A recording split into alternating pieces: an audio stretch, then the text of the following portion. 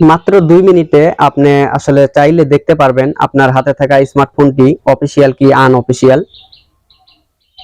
তো কিভাবে আপনার হাতে থাকা ফোনটি অফিসিয়াল দেখবেন, তার জন্য আপনাকে চলে আসতে হবে সেটিং এ। তো সরাসরি চলে যাবেন আপনার হাতে থাকা ফোনটির সেটিং এ। তো এই চলে আসলাম সেটিং এ।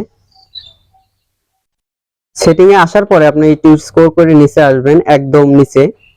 নিচে আসার পরে আপনাকে যে কাজটি করতে হবে, ফোন অ্যাবাউট।